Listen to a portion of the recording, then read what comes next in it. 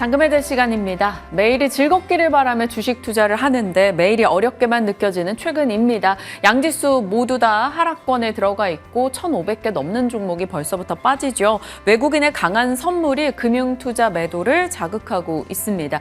시장 어떻게 바라봐야 될지, 그리고 지금 이 시기를 활용해 본다면 어떤 종목에 관심을 둬야 될지 사용관 차장님과 고민해 보겠습니다. 어서 오세요. 네. 안녕하세요. 네, 시장 분위기 보겠습니다. 시총 1위에서 50위권 내에서 오르는 종목이 한 3개 정도입니다. 포스코홀딩스, 퓨처엠, 포스코인터 등의 종목이죠. 이들은 어제 많이 빠졌던 종목들이 오늘 조금의 반등을 주고 있는 상황이고요. 삼성전자와 SK하이닉스 밀려납니다. 그리고 상승 출발했던 2차전지, 배터리 셀 종목들도 이내 하락으로 고개 돌렸죠. 외국인의 매도 나오면서 SK하이닉스나 SK이노베이션 이쪽에서는 매도 조금 더 부담을 느끼며 빠지고 있습니다. 그래도 코스닥 쪽에서 일단 금융 섹터가 올라가는데 그 영향은 에코프로가 되겠죠. 일단 오늘 장에서 1% 정도 오름세 나오고 있습니다. 외국인이 오늘은 에코프로 BM과 에코프로 쪽으로 상당수 매수를 강화하고 있고요. 로봇주도 외국인의 매수가 일부 들어오네요. 다만 오늘 전반의 대형주는 다소 부진하게 흘러가고 있습니다. 자, 전략 챙겨보겠습니다. 사용관 차장님, 지금 고금리가 장기화될 것이다라는 압박을 시장이 느끼잖아요. 그래서일까요? 일단 로봇이나 의료 AI 이런 쪽에서 변동이 좀 극심해지고 있어요. 오늘은 로봇주가 올라갑니다만 어떤 대응을 해야 될지 많은 분들이 고민하는 시점인 것 같아요. 그렇죠. 뭐 저도 사실 어렵습니다. 근데 이제 연준 쪽에서 점점 약간 호키씨 매파적인 동결을 했다라고 얘기가 나오고 있죠. 그만큼 이제 금리가 아까 말씀해 주신 대로 고금리가 장기화될 수 있다라는 우려. 물론 다른 쪽들에서는 예측을 합니다. 이제 금리 다 올렸고 내년 3월부터 인하할 거야, 6월부터 인하할 거야, 9월부터 인하할 거야. 가지각색의 이제 의견들이 나오고는 있어요. 근데 이제 연준에 결국에는 달려 있다라고 보이고요. 그만큼 그동안에 사실상 숫자가 정확하게 그렇게 주가가 올라갈 만큼 나오지 않은 기업들까지도 전부 다 세트로 묶어서 이제 섹터의 움직임이라고 하죠. 그렇게 움직임들을 보이면서 선반영을 하고 금리 더 이상 안 올릴 거고 당장 인하할 것 같은 분위기로 시장을 몰아갔다라고 하면은 이제 그런 분위기는 좀 일단락이 된 것 같아요. 연준 쪽에서 한 번 더 계속적으로 반복해서 얘기하면서 우리 금리 인하는 당분간 없을 거고 오히려 고금리 더 유지하면서 내년과 내후년의 점도표상도 더 높게 찍을 거야 라고 계속 얘기를 하고 있다 보니까 이런 성장성에 기대했던 종목들, 물론 그중에서는 선별하고 옥석 가리게 하면 좋은 기업들 많습니다. 하지만 그런 기업이 아닌 곳들에 대해서는 이제 시장이 냉철한 판단을 좀 내리는 구간으로 들어왔다라고 생각을 하셔야 될 것 같습니다. 일단은 그렇다면 조금 보수적으로 관망하고 조정 시 그때 좀 더 조정을 받을 경우 매수에 대해서 고민해야 될까요? 뭐 루닛이나 레인보우 로보틱스 마찬가지요. 물론 더 갈 수도 있어요. 그리고 꺾이기도 많이 꺾였습니다. 그런데 여전히 저점에서 얼마나 올라왔는지, 그리고 그러한 성장성들이 앞으로 계속될 수 있을지, 이런 부분들을 좀 잘 생각을 일단 해보셔야 될 것 같고요. 사실상 우리가 정확하게 저점 뭐 어쩌다가 때려 맞출 수도 있죠. 하지만 그게 항상 그런 운이 우리에게 반복되지는 않는다라는 거예요. 그렇기 때문에 어느 시점에 매수를 할까, 그걸 먼저 고민해야 될 게 아니라 정말로 내가 이 기업을 매수할 만한 기업이 맞는지부터 한 번 더 추석 연휴 기간에 점검을 해보시는 게 좋을 것 같습니다. 네. 지금 시청자분도 이제 유튜브 채팅창에 루닛 유증 이야기도 해주시는데 요즘에요, 유상증자 하는 기업들이 정말 많습니다. 하반기에만 10개 이상의 제약바이오 기업들이 유증 이제 계획을 밝혔고요. 지금 제주항공도 404억 원의 유증, CJ, CGV도 뭐 내일 유증의 신주가 상장되는데 이제 어제 또 급락이 나오기도 했었습니다. 이렇게 유증 관련한 이슈가 있는 종목들은 어떤 대응을 해야 될지 투자 팁이라고 해야 될까 알려주세요. 일단은 유증이라고 하면은 안 좋죠. 당연히 예전처럼 팬데믹 이후에 시장이 좋았을 때는 너도 나도 기업들의 돈을 빌려줍니다.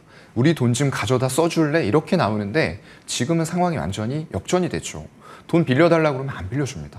그러면 대부분의 바이오 기업들, 이런 쪽들, 돈 없는 기업들 어디로 가야 되느냐? 저축은행, 고금리 사채, 이런 쪽에 연 20% 가까이 주고 돈을 써야 되는 거죠. 근데 그마저도 숨통이 막혀서 안 빌려줘요.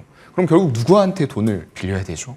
주주들입니다. 안타깝게도 주주들한테 돈을 좀 더 줄래? 우리가 사업 잘해볼게 라고 얘기를 하는데 이것도 가져다 쓰는 용도가 어떤 용도인지를 잘 살펴보셔야 돼요. 단순하게 기업의 채무를 좋게 하기 위함이냐, 아니면 정말로 우리 기업이 지금 잘 나가고 있는데 여기에서 시설 더 만들어서 더 많이 팔고 매출 올려서 주가 올려드리고 싶은데 돈이 없어요. 돈 좀 빌려주세요. 이거냐. 우리가 이거는 좀 잘 구분을 해야 될 필요가 있다라고 보이고요. 특히나 그걸 했을 때에도 삼자 배정 이런 쪽이 아닌 주주 대상으로 하는 유상증자가 나왔을 때 대주주의 참여 여부 이런 것들도 굉장히 중요합니다. 루닉 같은 경우에는 대부분의 임원이라던가 대표가 100% 참여를 한다라고 했죠. 그만큼 앞으로의 성장성이나 이런 부분에 대해서 내부자들이 확신을 가지고 참여를 한다라는 거예요. 그런 부분들을 좀 주요하게 봐야 될 것 같고요. 그런 게 아니고 단순히 주주들한테 돈 좀 빌려줘. 계속 손 벌리고 이러는 기업들에 대해서는 여러분들이 아무리 내가 매수했던 평단보다 많이 낮아져서 물타기에서 나와야지 이런 생각으로 단순하게 참여를 하시기보다는 철저하게 좀 따져보셔야 될 것 같아요. 과연 내가 빌려준 돈으로 가져가서 이 기업이 무엇을 할 것이며, 예를 들어서 CJ-CGV, 넷플릭스라는 엄청난 강력한 경쟁자가 나왔어요. 그런데 집안에서 시간과 편의성을 다 갖춰주는 그런 것들을 버리고 과연 향후에도 극장에 가서 영화를 관람할 사람들이 나를 포함해서 얼마나 될 것인가, 이런 거를 생각을 해보셔야 될 것 같습니다. 결국에는 유증을 하는 이유나 유증에 대한 내부자의 참여도 그 섹터에 대한 전망을 좀 고려한 대응이 필요하겠다라고 말씀 주셨습니다. 어찌 보면 추상적일 수 있는 답변이지만 사실 이게 최선입니다. 각 기업에 대한 대응은 여러모로 각 종목별로 달리 갈 수밖에 없으니까요. 자, 지금 시장이 어려워요. 주도주도 부재하고 그동안 주도주 자리를 메꾸면서 테마로든 뭐든 이끌어줬던 종목들도 다 이익 실현이 나오고 네. 있는 장입니다. 매일같이 1000개 이상의 종목이 빠지고 있고요. 맞아요. 연휴 전에 다음에 이제 연휴가 지나고 나서에 대한 전략을 고민해 볼 네. 필요가 있을 것 같은데 어떻게 짜십니까? 다들 연휴 이후에 이제 급격한 시장의 반등을 좀 기대를 하시는 것 같아요. 뭐 자금이 돈이 필요해서 뺀다. 이제 아까도 잠깐 말씀을 해주셨는데 이제 정말 추석락이란 용어가 돼버렸어요. 이게 즐거울 낙이 돼야 되는데 떨어질 낙이 좀 돼버린 안타까운 그런 상황이긴 한데, 여기에서 과연 추석 이후가 된다고 해도 계속 해외 쪽에 특히나 미국 같은 시장은 계속 열립니다. 그리고 국채 금리는 계속 상승하고 있어요. 그래서 어제 나스닥 같은 경우가 반등을 했습니다. 121선을 지키는 반등이었어요. 굉장히 중요한 자리였기 때문에 지켰음에도 불구하고 이게 기술적인 단순한 반등에 그칠 수밖에 없다라는 부분의 불안감 때문에 우리나라는 잠깐 반짝 아까 코스닥이 빨간불이 들어왔었는데 파란불로 바로 바뀌었죠. 그만큼 국채 금리가 계속 올라가고 있고 시장의 방향성이 이미 그쪽을 향해서 많이 움직이고 있어요. 제가 전에도 말씀드렸지만 방송에 나와서 저는 얘기를 해야 되니까 네. 어쩔 수 없이 종목, 특징 종목이나 섹터들을 말씀을 드리긴 하는데 가급적이면 어떻게 하는 게 좋다라고 말씀드렸죠? 그냥 쉬시는 게 좋다.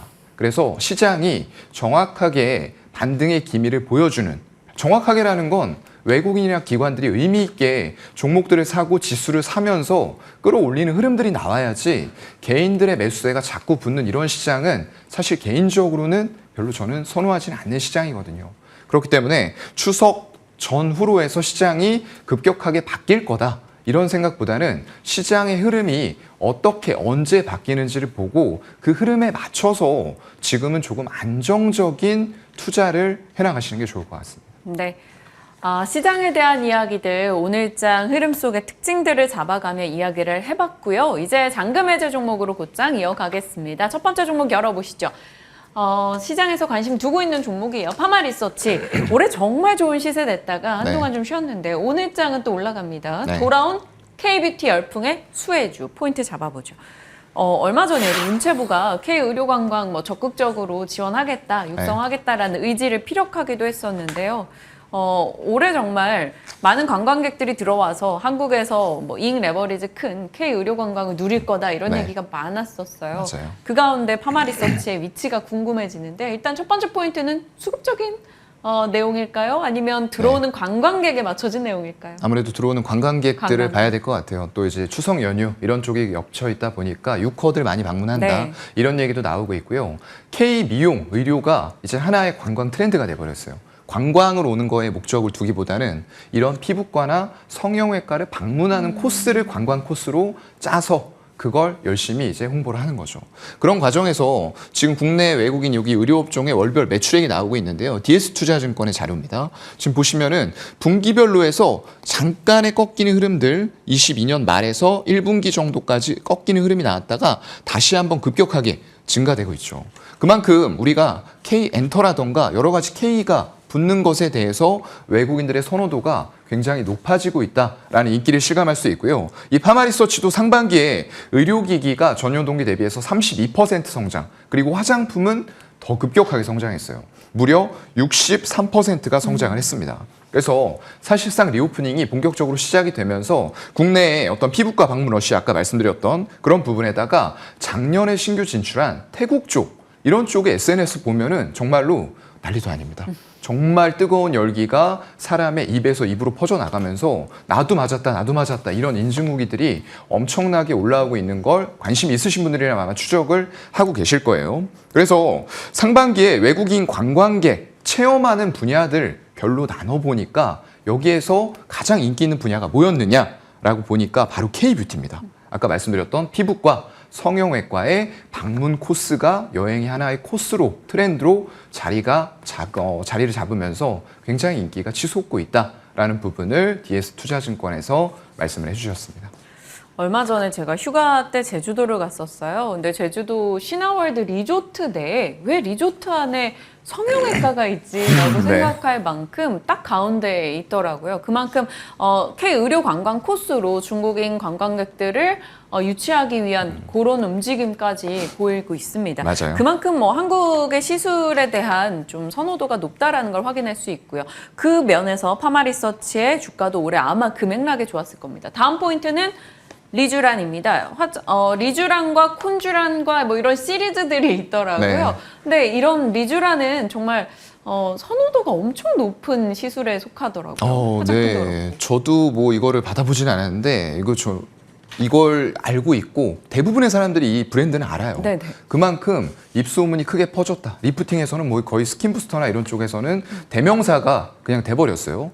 그런 만큼 여기에서 지금 이 화장품이 이제 유럽의 마스텔리사 피디알렌이라고 하는데 약간 용어가 어렵습니다.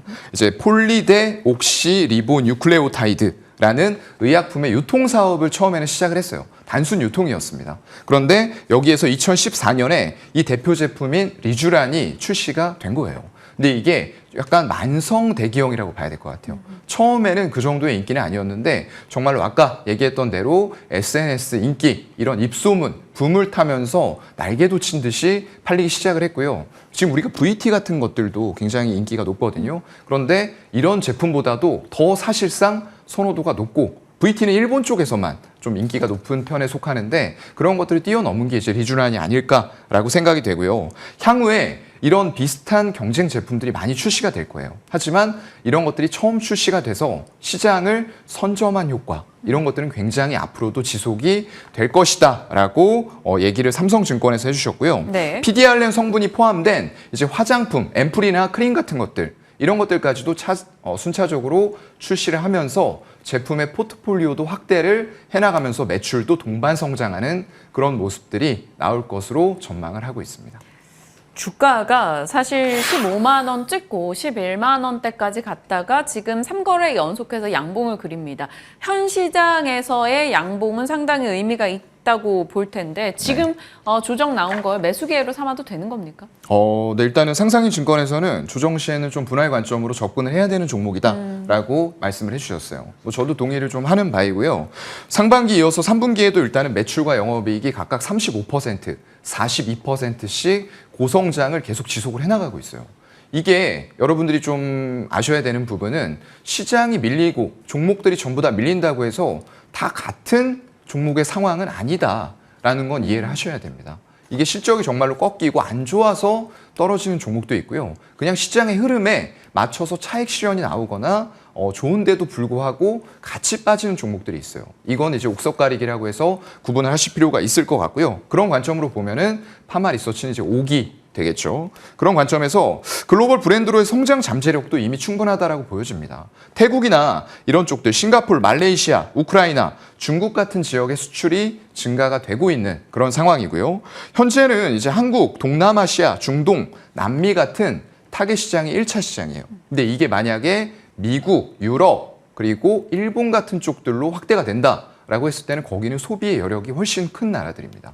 그런 데서도 성공 가능성을 일단은 좀 높게 보고 있는 것 같고요. 그래서 임상기간 포함했을 때 이 품목허가 시판까지 4에서 5년 정도 걸립니다.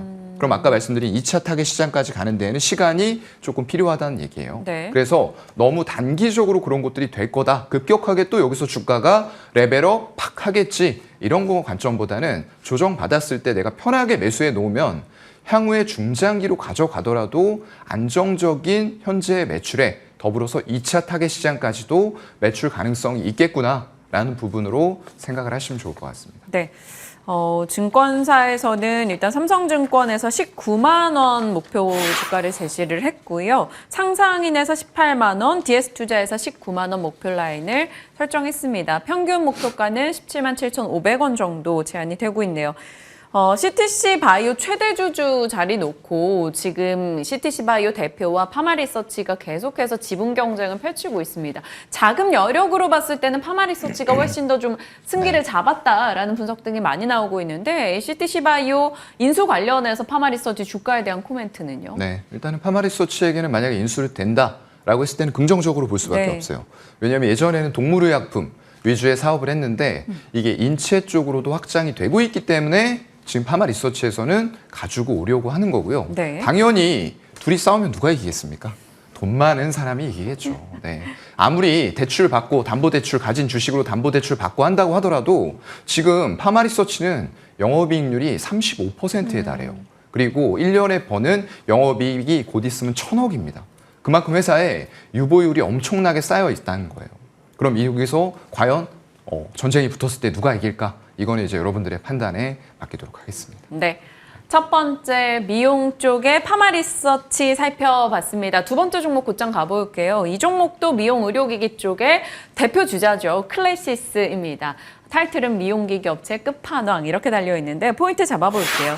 미용기기 끝판왕. 그도 그럴 게 처음에 이제 미용기기 종목에 투자하시는 분들의 언제나 첫사랑 같은 종목이거든요. 네. 클래시스 올해 정말 좋은 시세 냈어요. 그런데 앞서 파마리서치처럼 조금의 조정받고 다시 좀 반등을 보입니다. 네. 이 종목 살펴주시죠. 오늘 주가가 둘 다 좋네요. 파마리서치가 4%, 클래시스가 3% 강하게 이런 시장에서도 상승을 하고 있고요. 아까 말씀드렸던 그런 요인일 것 같아요. 정말로 같이 떨어질 때 이 종목이 나빠서 떨어지느냐, 좋아서 떨어지느냐 이런 거는 좀 옥석가리기 들어갈 필요가 있다라고 생각이 되고요.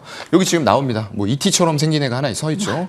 슈링크 유니버스인데 삼성증권 쪽에서 클래시스 완성형 미용기기 업체로 거듭나고 있다. 뭐 영업이익률만 보더라도 독보적이에요. 제가 어떻게? 슈링크를 받아봤는데 네. 한 번 받았는데 너무 리프팅. 아픈 네, 거예요. 아프죠. 그래가지고 못하겠다 이랬더니 친구들이 유니버스는 안 아프다는 거예요. 네. 그래서 요거 한번 시도해볼 생각은 있습니다. 네. 근데 뭐 조금의 차이가 있을 수는 있겠으나 이뻐지려면 좀 아픔은 감수를 해야 되지 않을까라고 조금 생각이 되고요. 일단은 이루다 최대 주주인 김용환 대표 지분을 405억에 인수를 완료를 했습니다. 그만큼 이제 여기서 신호지역과 얼마나 날 것인가 보면 될 것 같고요. 향후에 여기서 이제 조건이 들어가 있는 게 더 좋은 조건이에요. 지금은 당장 다 인수가 된 건 아니지만 향후에 같은 가격으로 나머지 가지고 있는 김용환 대표의 지분도 가져올 수 있다라는 계약이 또 들어가 있습니다. 그 조항이 실현이 된다라고 했을 때는 완벽하게 이쪽으로 들어오게 되는 거죠. 그럼 굉장히 좋은 시너지 효과가 날 것 같고요. 지역으로 봤을 때에도 이걸 꼭 인수하려는 이유가 있었죠. 기존에 지금 하고 있던 지역을 보게 되면 한국, 브라질, 동남아 이런 쪽이었어요. 근데 이루다가 하고 있던 지역은 완벽하게 다른 지역. 미국이라던가 유럽 같은 선진 시장이었단 말이죠. 그런 것들을 우리가 제품 만들어서 바로 가져가야 되는 게 아니라 이미 만들어져 있는 회사들 가져와서 동시에 공략할 수 있다. 라는 부분은 굉장히 강점으로 보이고요. 제품 같은 경우도 마찬가지입니다. 기존에는 하이프나 비침스 고주파 이런 쪽으로 하고 있었는데 여기에서 이제 이루다가 하고 있던 것은 마이크로니들과 레이저 고주파 이런 쪽들을 확보하게 되면서 지역과 이런 제품의 포트폴리오를 동시에 확대했다라는 강점을 보유한 업체가 클래시스가 되게 되었습니다. 네. 과거에 슈링크 이제 아까 잠깐 말씀해 주셨는데 빅사이클 탔어요. 그게 지금 재현이 되고 있다라고 이제 삼성증권에서 얘기를 해주시고 있고요. 슈링크 유니버스와 볼유머 이런 것들이 국내 월 판매가 각각 50대, 40대 수준으로 나왔어요. 이건 굉장히 의미가 있습니다. 이미 영업이익률이 높은 것은 장비가 나간 이후에 소모품이 많이 나가서 그래요. 근데 소모품이 그렇게 많이 나감에도 불구하고 신규 장비가 또 이렇게 나가고 있다라는 건 다른 데서도 소모품만 쓰는 게 아니라 신규 고객들이 또 장비를 사간다는 거예요. 그만큼 폭발적으로 매출이 늘어날 수 있다는 부분을 얘기를 하고 있는 거고요. 미용기기 업종 내에서 아까 말씀드린 대로 영업이익률 보시면 깜짝 놀라실 거예요. 압도적인 마진을 달성하고 있고요. 거기다가 이미 구축된 브랜드의 신뢰도 이런 것들을 바탕으로 해서 멀티플 프리미엄을 주는 건 당연히 합당하다라고 삼성증권에서 얘기를 해주셨습니다. 네. 최근에 미용기기의 투자 가이드를 잡을 때 뭐 다달이 혹은 매월 20일, 10일에 이렇게 나오는 수출 데이터를 꼭 보라고 하잖아요. 네. 어디 향 수출이 얼만큼 늘어나는가도 단기적으로라도 주가 탄력에 큰 힘이 돼주거든요. 수출 네. 데이터에서 클래시스는 특이점이 있을까요? 사실 뭐 브라질이 선진 시장은 아닌데요. 이 지금 NH투자증권에서 얘기해 주신 거 보면은 브라질 시장의 장비 성장으로 리레이팅이 된다. 아까 소모품만 나가면 여기에서 한계가 있을 수 있어요. 부딪힐 수 있는데 장비가 또 나가는 시장이 열리고 있다. 그리고 그런 국가들이 아직 많이 남아있다는 걸 긍정 포인트로 보고 있는 거고요. 상대적으로 최근 이제 가파르게 시장이 하락했음에도 불구하고 견조하게 주가가 방어를 해준 종목 중에 하나다라고 보고 있고요. 높게 이게 유지 중인 해외 장비 매출 비중이 이런 주가의 하락을 어느 정도 방어해줬다. 라고 보는 겁니다. 8월에 브라질리안 강남구 미용기기 장비 매출을 보게 되면 전년 동기 대비해서 230% 굉장히 급증했고요. 잘 나가고 있는 최근에 전월 대비해서도 60%가 급증을 했어요. 거기다 일본, 대만 같은 지역도 호조를 보이고 있다라는 부분을 포인트로 잡아주셨습니다. 네. 다음 포인트가 복합 시술입니다. 이건 어떤 내용인지 궁금하고요. 가격까지 한번 쭉 소개해 주시죠. 네, 아무래도 이제 이루다 지분 인수를 한 이유가 글로벌 지금 메디컬 에스테틱 시장의 트렌드가 뭐냐. 복합 시술이 굉장히 증가가 되고 있다는 거예요. 당연히 복합 시술을 받는 만큼 비용은 증가가 되겠죠. 그런 효과들이 이루어질 것 같고요. 효과 극대화를 위한 이런 복합 시술들이 계속 수요가 증가될 수밖에 없어요. 이거 하나만 받는 것보다 이거 2개 받으시면 더 좋아요. 이렇게 얘기하면서 이런 수요가 증가가 될 수가 있는 거고요. 그래서 이루다가 가지고 있는 마이크로 니들이라고 하죠. 우리가 굉장히 얇은 미세침 이런 것들이 이제 모공을 뚫고 들어가서 직접적인 효과를 줄 수 있는 그런 고주파 제품들을 가지고 오는 포트폴리오가 증가가 됐다는 게 긍정적으로 보는 거고요. 중남미라던가 아시아 시장은 아직까지 하이프 이런 쪽들은 침투율이 낮아요. 그렇다 보니까 향후에 커질 침투율까지도 굉장히 긍정적인 부분으로 본다라고 하이투자증권에서 얘기를 해주셨습니다. 네. 삼성증권이 가장 높은 목표가 일단 제시해서 46,000원 정도 내다보고 있고요. 클래시스 지금 오늘은 36,000원대 거래되는데 그보다 주당 10,000원 정도 위로 봅니다. NH투자 45,000원, 한국투자 42,000원 이야기하고 있으니까요. 추가적인 추세 저희 지켜보면 대응하겠습니다. 자, 교보증권의 오늘 사용관 차장님과 이야기 나눠봤습니다. 고맙습니다. 네, 고맙습니다.